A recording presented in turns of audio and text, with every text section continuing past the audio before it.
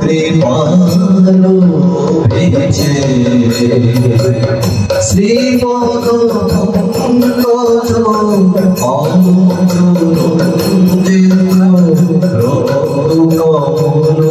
যেন শোভেছে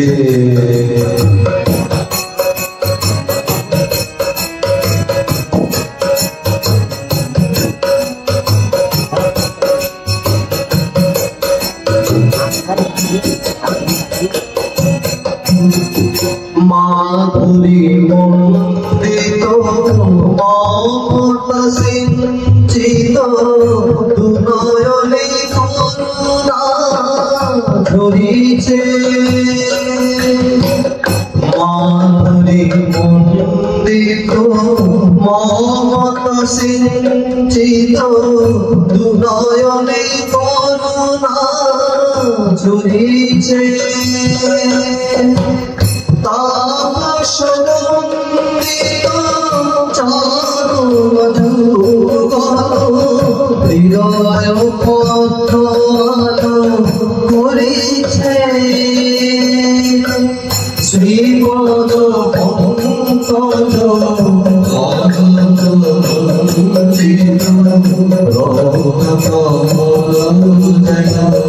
শোভেছে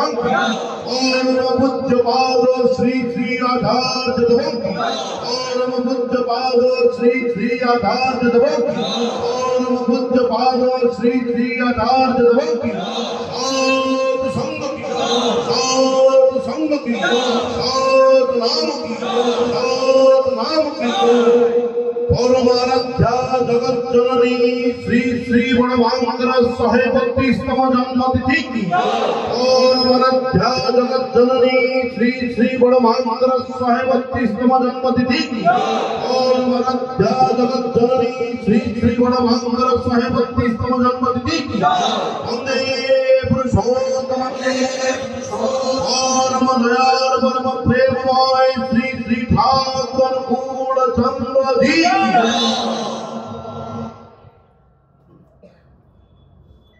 श्री श्री ठाकुर कथित आह्वान आर्च स्थान उच्च सभा अमरहु जागो कोठो आर्च कृष्टि ओडके तोड़ा अंजा बड़ा लेखो जानी एक आदेशे आदेनी समाज बड़ा समाज तुम्हें दोला सौतो श्रेष्ठ उन्नति हो शंख चक्री धर्म स्थापनी चिंतन ओरे मारे ओरे के ओने वाचा रिजे काके धर्म बोले जानिस काके और में सभा जानते बारे संप्रदायटा धर्म नारे पूर्व तोने जाने ना जानिस निथो सोताना दोसो विधो संस्कार ओने राखी कृष्ण सा जोजन जादो कृष्ण वृद्धि और में काटे महाविधि जोजन जादो कृष्ण वृद्धि और में काटे महाविधि स्वस्तयनी उपयाने राष्ट्र सह जाने और मना एक सा अथवा पेछो सदाचारे बाड़े अपनी बंधा इष्ट लागी सहित हलो अनुशातो सतकारी मुखे जाने शिक्षा मातृभक्ति সেই ছেলে মেয়ে বনে সেই ইয়াতে প্রতি লোমে রাষ্ট্র সমাজ স্বামীর প্রতি ছেলেও জীবন অভ্যাস ব্যবহার সন্তানোৎপাবী সদাচারে পদে পদে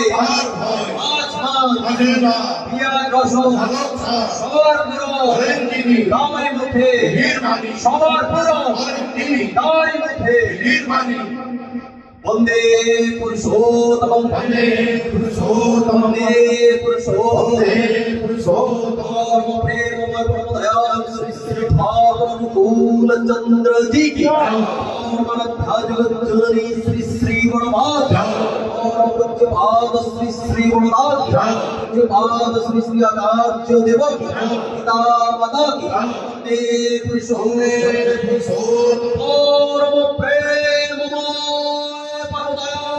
श्री श्री ठाकुर अनुकूल चंद्र जी की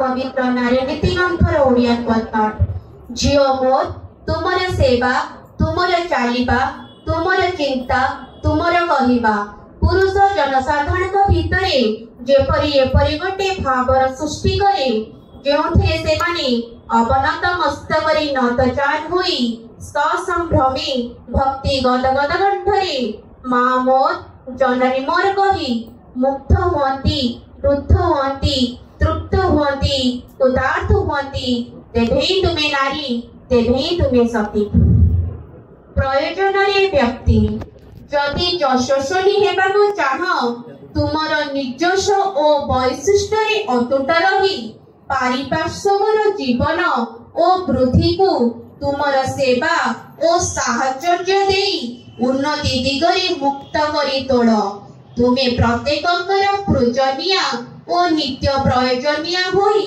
परिजन रे व्यक्त हुआ आउ एई गुड़िक ही तुमर स्वाभाविक ओ चरित्रगत हेउ पुनरावृत्ति परिजन रे व्यक्ति तुमे जदि यशस्वी हेबाकु चाह तुमर निजस्व ओ वैशिष्ट रे अतुट रही पारिपार्श्विकर जीवन ओ वृद्धि को तुमर सेवा ओ साहचर्य देई उन्नति दिगरे मुक्त करी तोड़ तुमे प्रत्येककर पूजनीय ओ नित्य प्रयोजनीय होई परिजन रे व्यक्त हुआ आउ एई गुड़िक ही तुमर स्वाभाविक ओ चरित्रगत हो।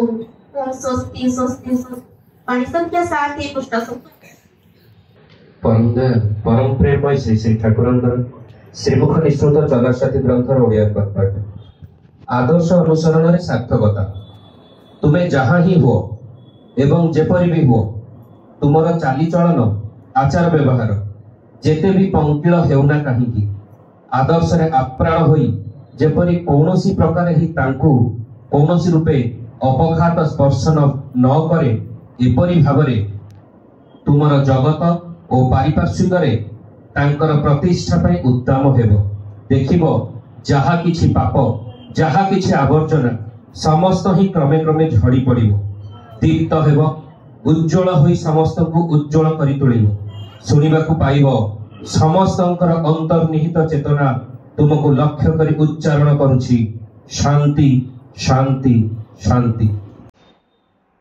परम दयाल परम प्रेममय श्री ठाकुर परमाराध्या जगत जननी श्री श्री बड़मान परम पूज्यपाद जगाचार्य श्री श्री बड़दा परम पूज्यपाद श्री श्री आचार्य देवोत्तर आग्रपाल पद्मरे मोर अनंत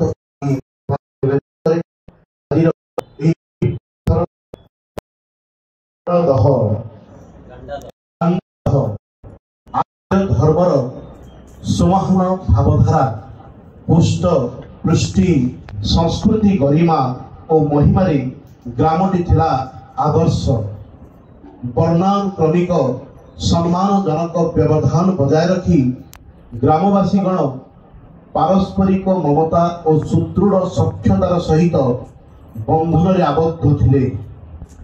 19 शताब्दी बांग्लादेशर घरे घरे देवोपम चरित्र नारी और पुरुषंकर आविर्भाव अखंड भारत को एक विशेष मर्यादा उन्नीत करथिला।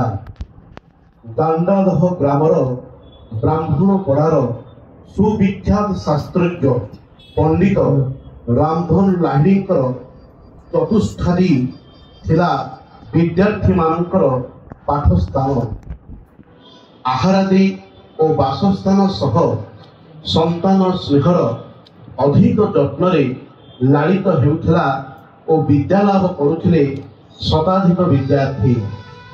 पुत्र विजयकांत थिले पितांक न्यायरे शास्त्रज्ञ पंडित काले काले पितांक कर्म पुत्र ठारे वर्ताए किंतु विजयकांत अकाल स्वर्ग आहरण करिले स्त्री कैलाश बासिनी देवी सह नाबालिका दुई कन्या जोगमाया देवी और त्रिनयनी देवी एवं नाबालक पुत्र शीतलकांत को रखी कन्या दुई जनकर विवाह बयस हेबारु ज्ञाति वर्ग सहयोगितार पात्र स्थिर हेले धूपादह ग्रामर सुपंडित संपन्न गृहस्थ रामजय भट्टाचार्य दुई पुत्र गिरीशचंद्र और रामगोपाल माता बालसुंदरी देवी 9 और 7 वर्षर दुई नाबालिका पुत्र बधू रूपे ग्रहण करें।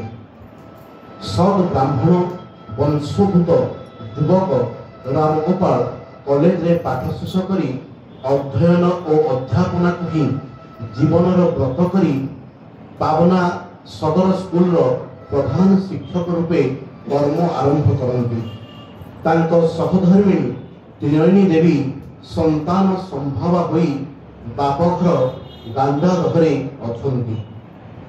बंगला 1301 साल रविवार 14 श्रावण सारा दिन आकाश मेघुआ मझिरे मझिरे वर्षण मंगल शंख बाजी उठिला लाहिड़ी घर अगणारे खबर खेईगला पल्ली मध्यरे त्रिनयनी देवी संतान प्रसव करिसेंती।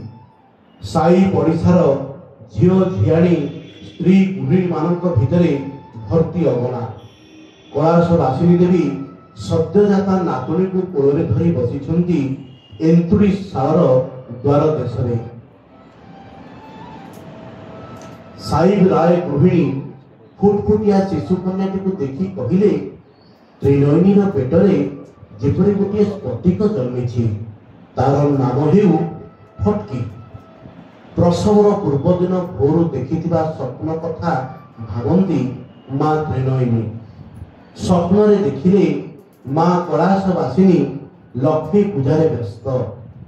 ଆଳପନା ଅଙ୍କା ଚିତ୍ରର ପିଣ୍ଡି ଉପରେ ସ୍ଥାପିତ ଲାଲ ବସ୍ତ୍ରଭୂତ ଲକ୍ଷ୍ମୀଙ୍କର ମାଣ, ରହସ୍ୟରେ ଘେରା ମାଣ ଆଡ଼େ ଏକ ଦୃଷ୍ଟିରେ ଚାହିଁଛନ୍ତି ତ୍ରିନୟନୀ ଦେବୀ। ହଠାତ୍ ଦେଖିବାକୁ ପାଇଲେ ଟକ୍ ଟକ୍ ଲାଲ ପାଢ଼ୀ ଶାଢ଼ୀ ପିନ୍ଧା ଅପୂର୍ବ ସୁନ୍ଦର ଏକ କନ୍ୟା ଦୁଇ ଆଖିରେ ଅପୂର୍ବ ହସ ନେଇ ରାଙ୍ଗା ପାଦ ଦୁଇଟି ପକାଇ ଆଗେଇ ଆସୁଛନ୍ତି ତାଙ୍କ ଆଡ଼େ। ପାଖରେ ଥରେ ବସି ହିଁ ଯେପରି ମିଳିଗଲା ସେହି ଝିଅ। ଏହି ସ୍ୱପ୍ନର କଥା ମାଙ୍କୁ ଜଣାଇବାରୁ ମା କହିଲେ, ଭୋରର ସ୍ୱପ୍ନ ସତ ହୁଏ, ଏ କଥା ଆଉ କାହାକୁ କୁହନା। କଞ୍ଚା ସୁନା ଭଳି ରଙ୍ଗ, ମହମର କଣ୍ଢେଇ ଭଳି ଗଢ଼ଣର ଝିଅ ଫଟକି ଏବେ 1 ବର୍ଷର। ସେ ଅଛି ମାମୁଁ ଘରେ। ମାମୁଁ ମାଇଁ ଓ ଆଈ ମାଙ୍କ ଆଦର ପ୍ରଶୟ ଓ ଶିକ୍ଷାରେ ତାର ଶୈଶବ ଆଗେଇ ଚାଲେ। ସ୍ୱାମୀ ହରା ହୋଇ ନିଦାରୁଣ ସାଂସାରିକ ବିପର୍ଯ୍ୟୟରେ ପୁତ୍ର କନ୍ୟାଙ୍କୁ ରକ୍ଷା କରି ଚାଲିବାର ପ୍ରାଣପଣ ପ୍ରୟାସରେ କୈଳାସବାସିନୀ ଦେବୀଙ୍କ ଚତୁର୍ଦିଗ ଘେରିଅଛି ସତ୍ୟ ଓ ସଂଗ୍ରାମର ଗୋଟିଏ ନିରାପଦ ବଳୟ। ସେହି ବେଷ୍ଟନୀ ମଧ୍ୟରେ ରଖି ସେ ଅତି ଶୈଶବରୁ ହିଁ ଫଟକିକୁ ନାରୀ ଜାତିର ସମ୍ପୂର୍ଣ୍ଣ ଶିକ୍ଷାର ପାଠ ଦେଇଛନ୍ତି ପରମ ଯତ୍ନରେ। ଫଟକିର ଛୋଟ ଭାଇକୁ ନେଇ ମା ତ୍ରିନୟନୀ ଦେବୀ ତାଙ୍କ ଶାଶୁ ଘରର ବିରାଟ ସଂସାର ସମ୍ଭାଳିଛନ୍ତି।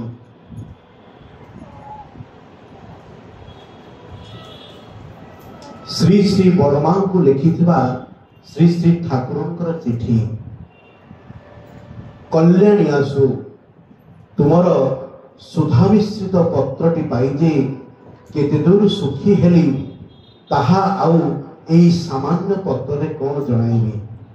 ଆଶା କରେ ଏହିପରି ବିନା ପ୍ରତିଦାନରେ ପତ୍ର ଲେଖି ସୁଖୀ କରିବାକୁ ଭୁଲିବନି। ସଂସାରରେ ସମସ୍ତ ହିଁ ନୂତନ। ମନେ କରି ଦେଖ, କାଲି ତୁମେ କିପରି ଥିଲ, ଆଜି ପୁଣି କିପରି ହୋଇଛ। ମୁଁ କାଲି ବା କିପରି ଥିଲି, ଆଜି ପୁଣି କିପରି ହୋଇଛି। ଆମମାନଙ୍କର ବାଲ୍ୟ କିଶୋର କୁଆଡ଼େ ଚାଲି ଯାଇଛି, ଆମେ କିଛି ଠିକ୍ ପାଉନା। ସଂସାରରେ ବାହାରର ସମସ୍ତ ହିଁ ନିତ୍ୟ ନୂତନ, ସମସ୍ତ ହିଁ ପରିବର୍ତ୍ତନଶୀଳ। ଆଜି ଯାହା ଦେଖୁଛ କାଲି ଆଉ ତାହା ଦେଖିବନି। ରୂପ, ଯୌବନ, ଅର୍ଥ, ସମ୍ପତ୍ତି, ଆଚାର, ବ୍ୟବହାର ଇତ୍ୟାଦି ଯାହା କିଛି କୁହନା ବା ଦେଖନା, ଆଜି ଯାହା ଦେଖିବ ବା କହିବ ତାହା କାଲି ଦେଖିବ ଆଉ ତାହା କହିବନି ବା ଦେଖିବନି। ସଂସାର ଚିର ନୂତନ ଓ ଚିର ପରିବର୍ତ୍ତନଶୀଳ। ତେବେ କୁହ ଦେଖି, କାହାର ପରିବର୍ତ୍ତନ ନାହିଁ? ପରିବର୍ତ୍ତନ ନାହିଁ ଆତ୍ମାର। ତୁମେ ମୁଁ ଯେତେବେଳେ ଗର୍ଭରେ ଥିଲେ, ପ୍ରାଣ ବା ଆତ୍ମା ସେତେବେଳେ ଯେପରି ଥିଲା ଆଜି ବି ସେପରି ହିଁ ଅଛି। ଏହି ଆତ୍ମା ହିଁ ଏହି ବିଶ୍ୱ ସଂସାରରେ ପ୍ରଧାନ କର୍ମୀ। ଏହି ଆତ୍ମାର ଯାହା ଇଚ୍ଛା ତାହା ହିଁ ଘଟିଥାଏ ଏବଂ ଚିରକାଳ ହିଁ ଘଟିବ। ଏହି ଆତ୍ମାର ମିଳନ ହିଁ ବିବାହ, ବିଚ୍ଛେଦ ହିଁ ବିରହ। ଚିର ପରିବର୍ତ୍ତନଶୀଳ ମନକୁ ଯଦି ଅପରିବର୍ତ୍ତନୀୟ କରି ଚିର ସ୍ଥିର ପ୍ରାଣର ସହିତ ଏକତ୍ର ନିରବଚ୍ଛିନ୍ନ ଭାବେ ମିଶାଇ ରଖି ଯଦି ଚଳାଯାଏ, ତାହାକୁ ହିଁ ପ୍ରକୃତ ଭଲ ପାଇବା କହନ୍ତି। ଏବଂ ସେହି ଭଲ ପାଇବା ସହିତ ହିଁ ଧର୍ମ, ଅର୍ଥ, କାମ, ମୋକ୍ଷ ନିରବଚ୍ଛିନ୍ନ ଭାବେ ବିରାଜମାନ ଥାଏ। ସେ ଭଲ ପାଇବାରେ କାମର ଘୃଣିତ ଲାଳସା ନାହିଁ। ସେ ଭଲ ପାଇବାରେ କ୍ରୋଧର କରାଳ ମୂର୍ତ୍ତି ନାହିଁ। ସେ ଭଲ ପାଇବା ଲୋଭ ଶୂନ୍ୟ। ସେ ଭଲ ପାଇବା ମୋହର ଫାନ୍ଦରେ ଜୀବନକୁ ଜଡ଼ାଏ ନା। ସେ ଭଲ ପାଇବାରେ ନିମ୍ନ ଆକର୍ଷଣକାରୀ ମାୟା ନାହିଁ। ସେ ଭଲ ପାଇବା କେବଳ ଭଲ ପାଇବା, ନିରବଚ୍ଛିନ୍ନ ଭଲ ପାଇବା। ସେ ଭଲ ପାଇବାରେ ବିଶ୍ୱ ବିକଶିତ ହୁଏ, ଏବଂ ଭଲ ପାଇବାର ବିରହ ନାହିଁ, ଭେଦ ନାହିଁ। ସେ ଭଲ ପାଇବାରେ ସ୍ୱାମୀ ସ୍ତ୍ରୀଙ୍କ ପ୍ରାଣ ଏକ ହୋଇଯାଏ। ଦେବତାଗଣଙ୍କର ଯେତେ ପୃଥିବୀ ଅଛି ସମସ୍ତ ପୃଥିବୀ ଏକତ୍ର ହେଲେ ବି ସେଥିରେ ବିରହ ଆଣିପାରେ ନା। ଯଦି ଭଲ ପାଇବାକୁ ହୁଏ ତେବେ ସେଇଭଳି ହିଁ ଭଲ ପାଇବା ଉଚିତ। ତୁମେ ସାଧ୍ୱୀ, ସତୀ, ସ୍ୱାମୀ ପରାୟଣା, ତୁମକୁ ଆଉ ମୁଁ କ'ଣ ଶିକ୍ଷା ଦେବି? ବରଂ ମୁଁ ହିଁ ତୁମ ନିକଟରୁ ତୁମର ସ୍ୱାମୀ ଭକ୍ତି ଶିକ୍ଷା କରିବାର ଉପଯୁକ୍ତ। ପାର ତ ତୁମେ ହିଁ ମୋତେ ଯେତେ ଦୂର ପାର ଚଳେଇ ନିଅ। ଯେଉଁ ସ୍ତ୍ରୀ ସ୍ୱାମୀକୁ ସାକ୍ଷାତ ଦେବତା ଜାଣି ସ୍ୱାମୀ ସେବା ଦେବ ସେବା ମନେକରି ସ୍ୱାମୀଙ୍କ ସୁଖରେ ସୁଖିନୀ, ସ୍ୱାମୀଙ୍କ ଦୁଃଖରେ ଦୁଃଖିନୀ ହୁଏ, ଯେଉଁ ରମଣୀ ସ୍ୱାମୀ ଭିନ୍ନ ଆଉ କିଛି ହିଁ ଜାଣେ ନା, ଏପରି ଦେବୀଙ୍କ ନିକଟରୁ ମୋର ଅନେକ ଶିଖିବାର ଅଛି। ତେବେ ଆଜି ଯାଏଁ ମୋର କେତୋଟି କଥା। ନିଜେ ସ୍ୱାର୍ଥ ଶୂନ୍ୟ ହୋଇ ପରୋପକାରରେ ଯତ୍ନବତୀ ହୁଅ। ପରୋପକାର ତୁଲ୍ୟ ଆଉ ଜଗତରେ କ'ଣ ଅଛି? ମିଥ୍ୟା କଥା ତ୍ୟାଗ କରିବା ନିତ୍ୟାନ୍ତ କର୍ତ୍ତବ୍ୟ। ଜାଣେ ତୁମେ ମିଥ୍ୟା କୁହନା, ତେବେ ବି ମନା କରିନି। ଗୁରୁଜନଙ୍କର ପ୍ରାଣପଣେ ସେବା ଶୁଶ୍ରୂଷା କରିବ।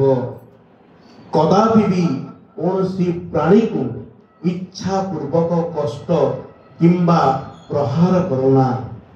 ରମଣୀର ସତୀତ୍ୱ ରକ୍ଷା ଠାରୁ ଆଉ ଶ୍ରେଷ୍ଠ କିଛି ହିଁ ନାହିଁ। ପ୍ରାଣ ଦେଇ ବି ସତୀତ୍ୱ ରକ୍ଷା କରିବ। ମନକୁ ସର୍ବଦା ଶାନ୍ତ ଓ ନିର୍ମଳ ରଖିବାକୁ ଯତ୍ନବତୀ ହୁଅ। କର୍ତ୍ତବ୍ୟ ପ୍ରାଣପଣେ ପାଳନ କରିବ। ଚିନ୍ତାରେ ତୁମର ଭଗବାନଙ୍କୁ ସର୍ବଦା ହୃଦୟରେ ରଖିବ। ନିଜ ଶରୀରର ଭଲ ରଖିବାକୁ ଚେଷ୍ଟା କର ଏବଂ ଅନ୍ୟର ଶରୀର ଯେପରି ଭଲ ରହେ ତାହା କରିବ।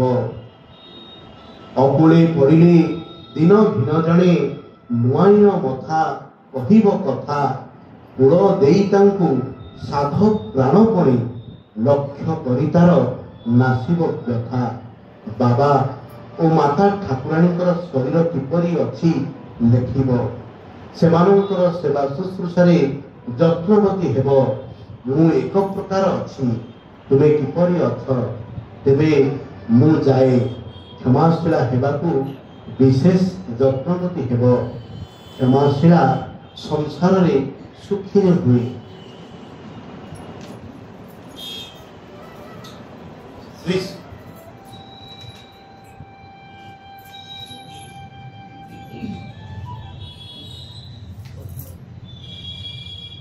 ପରିବାର ଜୀବନର କଥା କହିବାକୁ ଯାଇ ଶ୍ରୀ ଶ୍ରୀ ଠାକୁର କହିଲେ, ବଡ଼ ବୋଉ ପରି ମଣିଷ ହିଁ ଦେଖେ ନା। ମୋର ଖୁବ୍ ଶ୍ରଦ୍ଧା ହୁଏ। ରାମକୃଷ୍ଣ ଦେବଙ୍କର ସ୍ତ୍ରୀ ମା ଠାକୁରାଣୀ ଯେପରି ଥିଲେ କେତେକାଂଶରେ ସେଇ ଧରଣର। ମୋର ବିବାହ ହୋଇଛି ସେଇ 18 ବର୍ଷରେ। ତାପରେ ଏ ପର୍ଯ୍ୟନ୍ତ ମୋର ତା ସାଙ୍ଗେ କୌଣସିଟା ନେଇ ବାଧା ହୋଇନି। ପ୍ରାୟ କାହାର କଥାରେ ଘର ପାଖ ଗବ ଗଛଟା କାଟିଥିଲା, ସେଦିନ ମୋର ରାଗ ହୋଇଥିଲା। ତା ଛଡ଼ା ମୋର ମନରେ କୌଣସି ବ୍ୟଥା ଦେଇନି। କଂସ ରାଜର ଖିଆଲ ପରି କେତେ ହୁକୁମ ଚଳାଇଛି। ହସ ମୁଖରେ ସୁଖରେ କରିଛି। ସନ୍ତପ୍ତ ହୋଇ ନୁହେଁ। ମୁଁ ଚାଲିଗଲେ ତାର ଟିକିବା ମୁସ୍କିଲ। ତେବେ ବଡ଼ଖୋକା ଏତେ ବିବେଚକ, ଏଇ ଯା ଭରସା। ଭଗବାନ କରନ୍ତୁ ଏମାନେ ବଞ୍ଚି ରୁହନ୍ତୁ, ସୁସ୍ଥ ରୁହନ୍ତୁ। ଶ୍ରୀ ଶ୍ରୀ ଠାକୁର। ବଡ଼ ବୋଉର ବି ନିଦ ହୁଏ ନା। ମୋ ଠାରୁ ତାର ଦାୟିତ୍ୱ ଯେପରି ବେଶୀ। ତାର ନିଦ କୁକୁର ପରି ସ୍ୱଳ୍ପ ସ୍ଥାୟୀ। ଆପଣଙ୍କର କେଷ୍ଟତା ଠାରୁ ଶୁଣିଥିଲି ଏ ରକମ ନିଦ ଭଲ। ପୁନଶ୍ଚ ଘରର କେଉଁଠି କ'ଣ ଅଛି ସବୁ ଠିକ୍ ଭାବେ ରଖିଦେଇଛି। ଯେତେବେଳେ ଯେଉଁଟା ଦରକାର ଫଟ୍ କରି ବାହାର କରିଦିଏ। ଆଉଟ୍ ଅଫ୍ ନେସେସିଟି ବା ପ୍ରୟୋଜନର ତାଗିଦାରେ सेई रकमटा हो जाइछि आउ आखि ठीक सर्च लाइट परी सबू धरी पकाई पारे। आउ गोटे जिनिस देखे बड़ बो मध्यरे जे जहा पाइब से अर्थ पैसाटे हेउना काहींकी एक पैसाटी हेउना काहींकी देई ही देव जेते चटापट संभव एवं अन्य माने ता देबाकु ही चाहन्तिनी। परमाराध्या श्री श्री बड़मांक संपर्क रे श्री श्री ठाकुरंकर मंतव्य तुमे सती साध्वी स्वामी परायणा तुमको आउ मु कौन शिक्षा देवी बरम मु ही तुम निकटरू तुमर स्वामी भक्ति शिक्षा करिवार उपयुक्त पारत तुम ही मते जेते दूर पार चलाई नियो। जेउ स्त्री स्वामी को साक्षात देवता जानी स्वामी सेवा को देव सेवा मन करी स्वामी सुखरे सुखिनी दुखरे दुखिनी हुए जेउ रमणी स्वामी भिन्न आउ किछि हेले जानेना एपरी देवी निकटरू मोर अनेक किछि शिक्षा करिबाकू अछि। आपण मानकर ठाकुर जदि नारी देह नहीं जन्मी थांते ताहले तांकर जे रूप होई थांता ताही एई बड़बो जदि सुस्थ थांता ताहले मु बोध हुए शीघ्र सुस्थ होई उठी पारि थांती। बड़बो न थिले मोर लोक जीवन एपरी निरुद्वेग होई न थांता। वंदे कृष्ण। आजी की मधुर दिन आजी की आनंद दिन रे आजी की मधुर दिन जगत जननी लक्ष्मी ठाकुराणी जगत जननी लक्ष्मी ठाकुराणी धरे हेले जनम रे दयामयी करुणामयी से पथन